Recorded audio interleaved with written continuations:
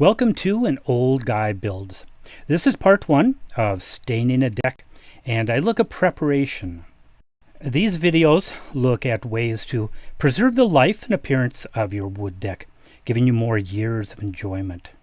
This video will cover repairing your deck, ways to clean your deck and get it ready for stain, and the different ways you can apply deck stain and the supplies that you'll need. In a prior video, I show how to replace deck boards. Before staining your deck, you should make any repairs that are needed. You should consider replacing deck boards if they have rot or soft spots, are severely warped, or are in a condition that could make you trip over them. Once you have the wood on your deck repaired and ready to stain, you can begin preparation for staining. If you enjoy this video, please like and subscribe. Doing that will tell me that you like my content so I can make more videos like this.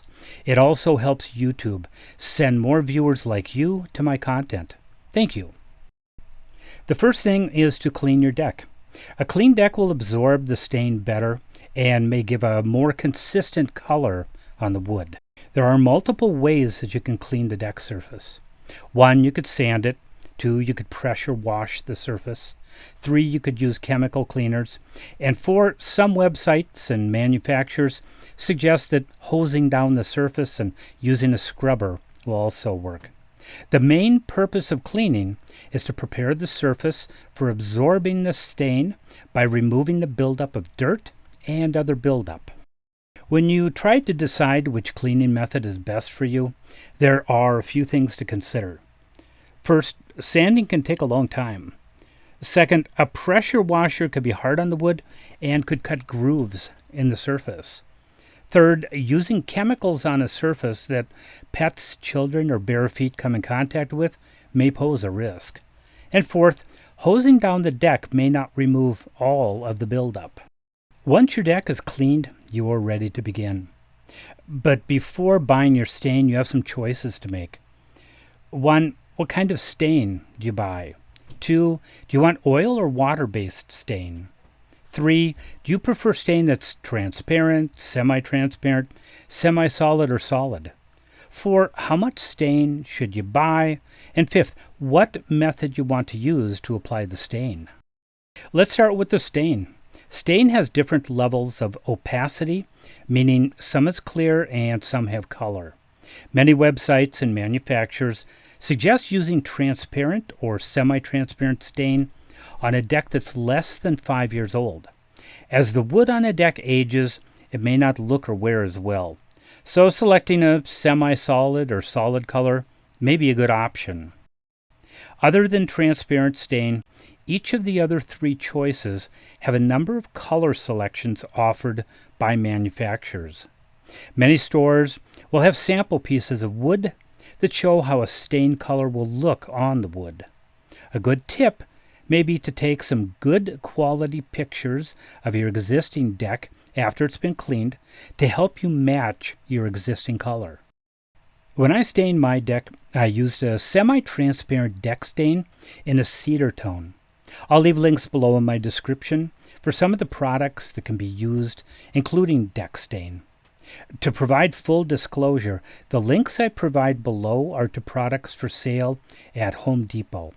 I have an affiliate relationship with Home Depot, and I receive a small commission for any products that you purchase when you use my link. Once your stain is selected, you need to calculate the number of cans you'll need. Stain is available in quarts, gallons, and 5-gallon quantities. The directions on the can list the coverage for a gallon. The stain that I used said it covers 250 to 400 square feet. The lower number would be for a rougher deck that would be more thirsty and absorb more stain. The higher number would be for wood that's smoother and will absorb less stain. Multiply the length times the width of your deck for the square footage of your deck surface.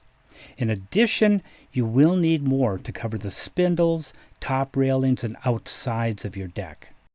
There are a number of stain calculators online, but I found that many of them overestimate the amount of stain you need. As a general rule, I've found that you can take the square footage of your deck surface and multiply by 3 to get a really rough estimate on how much stain you'll need for the deck surface, stairs, railings, and posts. I always buy 1 more gallon can than I think I'll need, so I don't have to run out. I buy gallon cans instead of the 5-gallon containers. If you buy gallon cans, you can always return any cans that haven't been used. But if you buy a 5-gallon can and only needed 3 gallons, you can't return the remains of that container. Application method. There are 4 main ways for applying stain: brush, roller, pad, or paint sprayer. Each manufacturer has their own instructions on application methods. Some of the things to consider when you decide how you want to apply the stain are: number 1, brush. A brush is the best way to get into certain narrow spots, but painting the entire deck surface with posts and spindles using only a brush takes a long time, even though it is the lowest cost. Using oil-based stain, I buy multiple, less expensive brushes. I use the brush for 1 day and toss it. The cost for me is easier than using chemical solvents. Some people will disagree with this approach, and if you do, please comment below what approach you think is best and why. Second, a paint sprayer. If you use a paint sprayer, you need to be cautious of the wind speed and direction so you don't have overspray coming back on your house. Also, some stains may be too thick to be applied by a paint sprayer. Third, pads. Some people love using them. The right pad will soak up a lot of stain, and you can apply it with very little bubbling. 4, rollers.